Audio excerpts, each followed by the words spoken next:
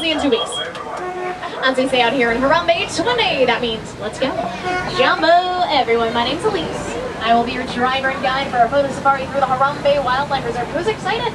Hey! That's what I like to hear. Once again, my name's Elise. Remember to remain seated, hands, arms, feet, legs, elbows, and children inside the truck, no matter how exciting it gets out there. Loose items, including food, should be stored at your feet now. Do not eat on the truck. Permanescan sentado itambia no comida, just in case. Parents, don't hold up your children. Children, don't stand up. Adults, don't stand up either. Standing up or holding up your children in my truck is never safe, so please don't do it. If you're planning on taking pictures, get those cameras out ready now. An action or sports setting is going to be your best friend because let's face it, the roads are bumpy. Animals move. There you go, Carol. You never know what you're going to see. This is the Little Ituri Forest. Animals in this area use camouflage to protect themselves from predators. So again, keep your eyes open. Oh, if you look carefully on our right, you might just see a large brown animal with black and white stripes along its legs. That is an okapi. It may look a little bit like a zebra, but it's the closest known relative of the giraffe. The okapi and the giraffe have a skull structure that is basically the same, and okapis are so shy that they weren't even discovered by the Western world until 1901. Careful look on our left. There's some orange antelope. These are bongos. Bongos are so seldom seen in the wild that they are known as the ghosts of the forest. Another quick look off to our right, and you might just see a tiny dark brown animal with a yellow back. There's a yellowback duiker. The word duiker means diver in Afrikaans.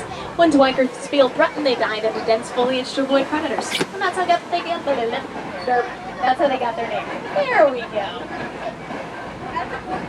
Watering holes are usually really good places to see some of the rarer species. I'm hoping to find a black rhinoceros somewhere around here. No promises though. Remember, animals do what they want to. Yeah, no, not seeing much in the way of black rhinos. I wish I could say this was surprising, but there are less than 5,000 black rhinos left in the entire world today. The reason why they are poached so much is for the horn on their noses, which isn't even made of anything special. Just irritants, something makes up their hair and fingernails. But wait a minute, I'll pause for you in just a second. The tan antelope on the hill on our right is a greater kudu. Sit down, please, nice little boy in the orange shirt. Thank you. That is the second tallest antelope in Africa. We can also tell that these kudu are female. They don't have the horns on their head, and male kudu do not.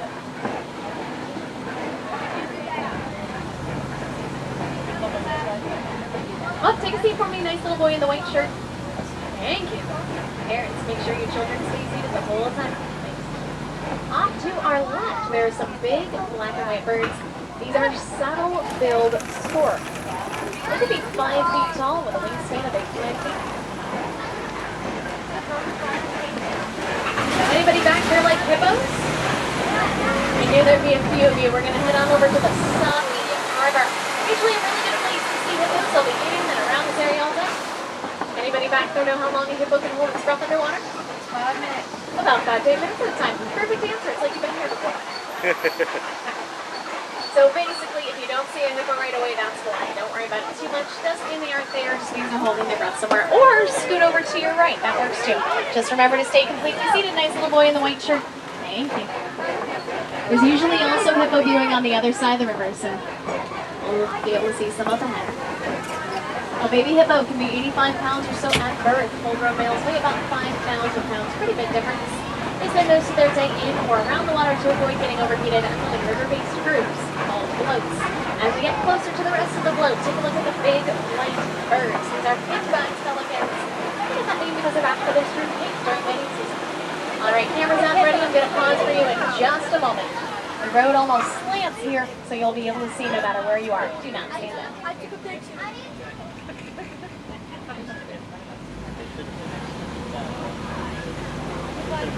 Because hippos can hold their breath for so long underwater, they sometimes even swim underwater. I think some of them are doing that now.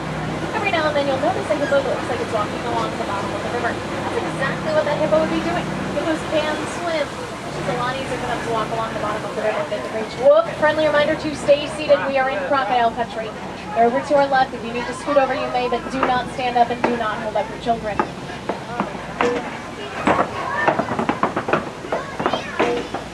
Crocodiles can be 18 to 20 feet long. Each one of these crocodiles jaw-crushing power of 2,000 pounds of pressure per square inch. They always look hungry at me too, so I never let them stop here, ever, and believe me. So, we're heading to a different part of the reserve now to the Serengeti grassland. This area stretches for hundreds of miles and acts as a sort of superhighway for migrating animals. It's also home to some of Africa's more popular creatures like elephants, giraffes, and lions. That's a tree. A tree. And before we hit the savannah, take a look at the great big tree on our right. The one that looks like it could be upside down. This is an ancient baobab tree, and they live for hundreds, sometimes thousands of years. They're also called upside down trees for reasons which may or may not be obvious.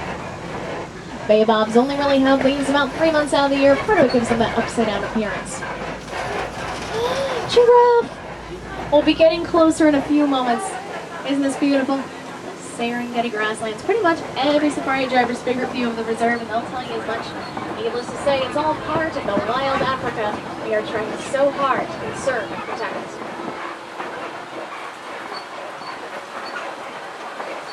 Did anyone come on safari specifically to see a baby giraffe today? We have 2 brand new baby giraffes. They're still getting used to our trucks, so I won't be able to stop by any of the giraffes until the baby giraffes trust us enough. So just have your cameras out ready the entire time we're out here. As we get closer to the rest of the animals, let's talk a little bit about this beautiful landscape. The animals that live in this area help to make up the landscape's form while they're trying to find their food. Elephants will knock trees down to the ground and act as bulldozers in the process, making room for new growth. Giraffes eat the taller parts of trees and act as pruning shears so sunlight can get to the ground. And antelope act as lawnmowers and eat the grass. In a balanced ecosystem like this, there's plenty of food for everyone. On our left, these are sable antelope. Again, I'll drive past slowly. Sables are the symbol of the Harambe wildlife reserve. They're kind of like our mascot.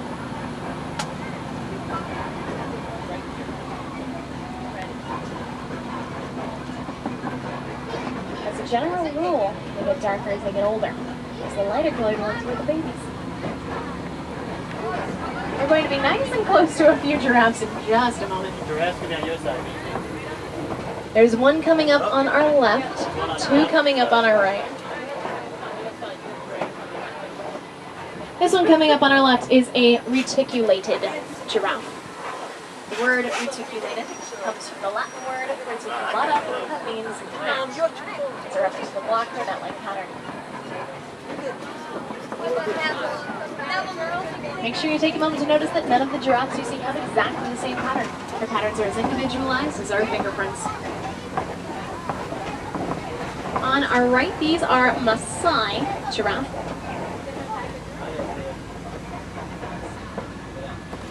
They have a sort of blotchy, irregular pattern. You're going to want to scoot over to your right, put your children on your laps towards the right side of the truck. Even if your kids are like 12 years old, you're going to want them on your lap so they can see a little better.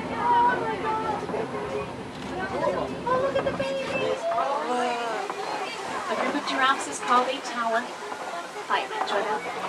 At the tallest, a giraffe can be about 20 feet tall. They spend most of their day eating with their heads high up in the trees. They only really sleep about 30 minutes out of the day. So imagine eating all day, hardly ever sleeping, and still being that tall and skinny. I'll admit it, I'm jealous. Oh, giraffe in the road. Make sure everyone stays completely seated. We're just going to let him pass. Sure.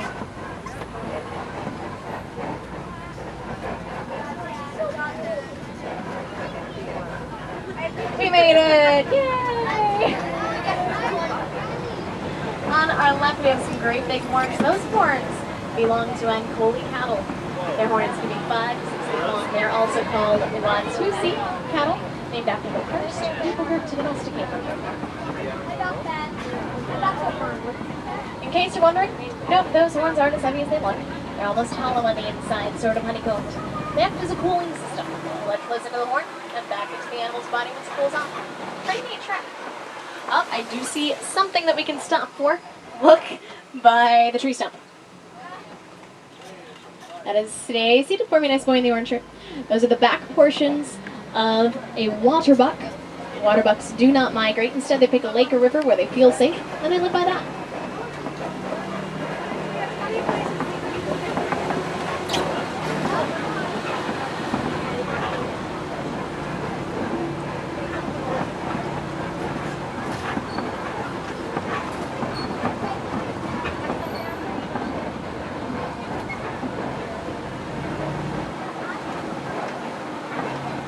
heading to an area now that a lot of us like to call Monkey Point. There's a troop of mandrill monkeys up ahead, and we'll see if we can find them. Mandrills, however, are very shy. They do not like to be bothered, so if we see them at all, we're pretty lucky. Otherwise, start getting those cameras out ready on our right. Scoot on over if you want to. You'll see why fairly quickly.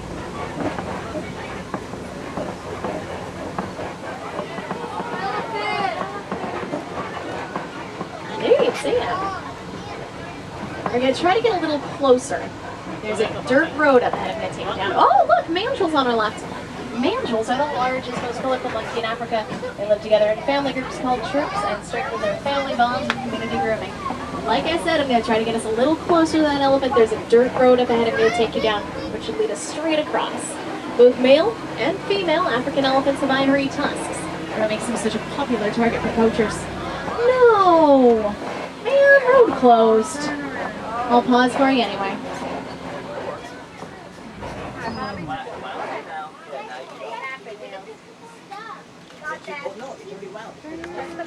We'll get into elephant country the other way though. Typical elephant herds are made up of an older female called the matriarch, a bunch of other females, and all of their calves or babies. Bull elephants, males of alone, or in smaller batches of groups.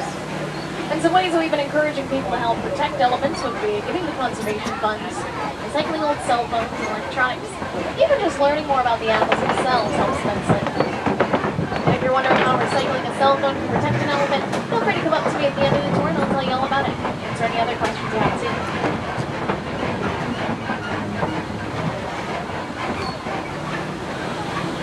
We're going to head deeper into elephant country now. So we'll see what we can find out here.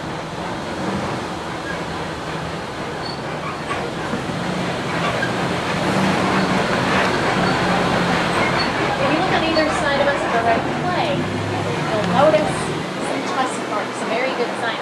Elephants will eat this red clay to get vitamins and minerals that they don't get in their everyday diet. It's like a multivitamin for them. We also have researchers on the reserve studying elephant vocal communication. The idea is the more we understand about how elephants communicate, the better we can protect them. Coming off of a blind corner here, so it's not the best idea to be stopping just yet. Get those cameras out and ready on our left. Scoot over to your left. Put your children on your laps again. I'm going to turn on the radio for you here. Just a little light traveling music.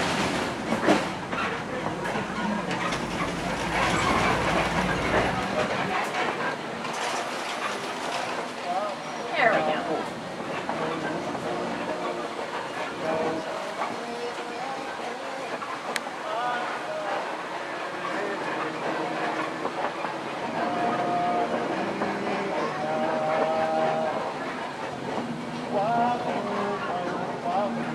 There are a few elephants over by the rocks and trees on our left. If you turn your torsos a bit, you'll be able to see. Make sure everyone's seeing that, please. Thank you, Princess. Here we go.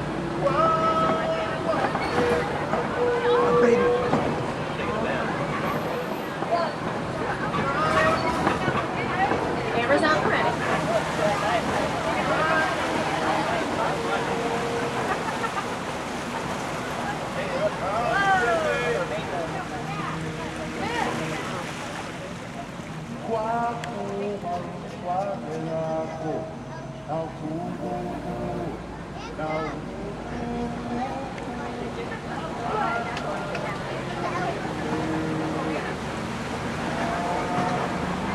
These on our left are greater flamingos. They are the largest but least pink ball flamingo species.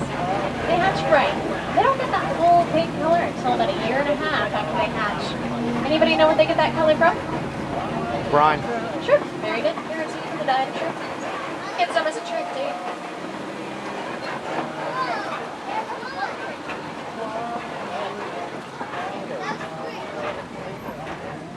If you look across, you might still be able to see an elephant.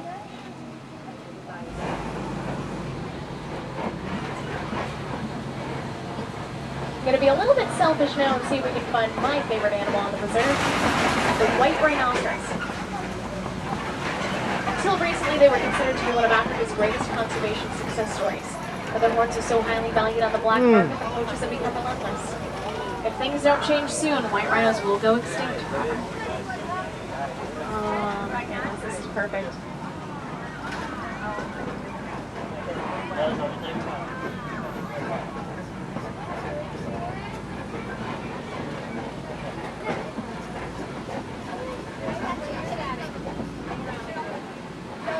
White rhinos are a lot bigger than black rhinos, about 4,000, 5,000 pounds or so. And a group of rhinos is called a crash. That is the best fun fact ever. I don't know what is.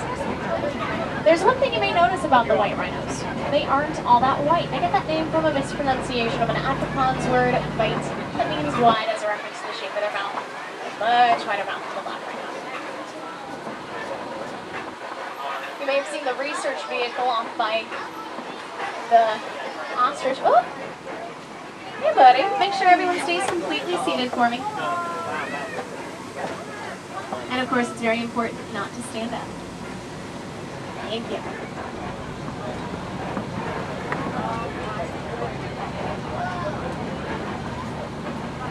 Hey, sweetie pie. We're just going to drive slowly past. Make sure the rhinos feel safe around us. You'll notice I'm talking and their ears are moving back and forth to make sure they know where we are and what's going on.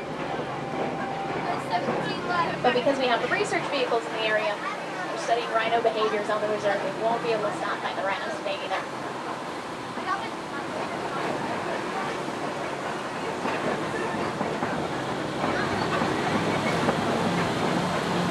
This up ahead is a Kopje rock formation. The Kopjes are hotspots for predators. There's usually something up here. No promises though. If you see something, let me know. Your seats are a little higher up than mine. It's a hot day though, so anything that would be living up in the rocks would be enjoying a chance to take a nap in the shade. From under trees, in between rocks. Oh, we have some zebras up ahead. We'll get a better view on the other side of these rocks here. Actually, no, look at that. I'll pause for you in just a moment. So what do you think? Black with white stripes or white with black stripes? Good question. What's black stripes? Take a very good look at the zebra's noses. Their noses are black. They are predominantly black animals with white stripes. Personally, I feel a lot better knowing that. And they may look docile, but one well-placed kick breaks the jaw with playing.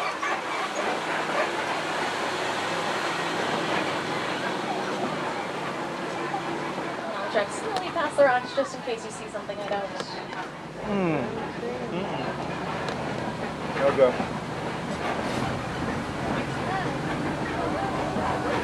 Oh, we have a warthog on our left. I'll pause for you in just a moment. Little baby. That's too far.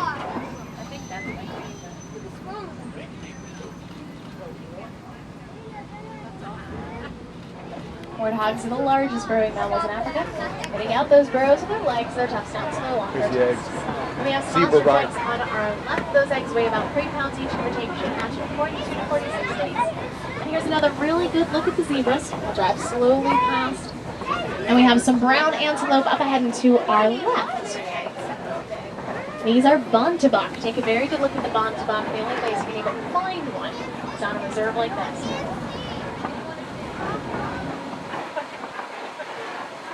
Oh, it's beautiful.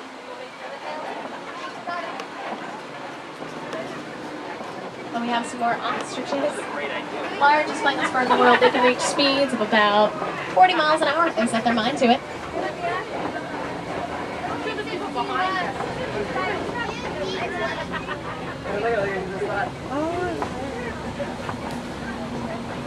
Now, some of you may be familiar with Harambe Reserve's history of poaching and poacher problems. Over the last year or so, year and a half maybe, a lot of that pressure has been relieved. And as a direct result, we've turned this area into a home for some squiggly horned antelope called addaps. They're on the hill on our right. I'll pause for you in just a moment.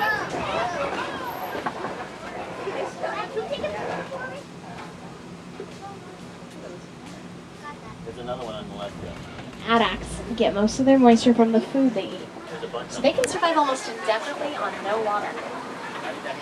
All the same, the people who live around the addax in their natural habitats aren't so lucky. Due to competition with agriculture, hunting, and poaching, there are less than 300 addax left in the wild today. So it's very exciting just to have this little group on our reserve. Now, the point of conservation efforts and reserves are going to see generals to find a balance. So people and animals can live together as harmoniously as possible. And that way, everybody wins. And a very good friend of mine once said that what you see with your eyes, you can value with your hearts. We saw some amazing animals out there today doing some wonderful things. So I hope you have a new appreciation for some of those animals. Maybe you learned a little something, and maybe you'll take some of that new information home with you to share with your friends and family. That's really all you can hope for. And of course, no two safaris are ever the same. The animals most certainly make sure of that. If you feel like stopping by later, we'd love to have you. I'll have a completely different experience, I promise. If you're planning on sticking around the Waterbuck area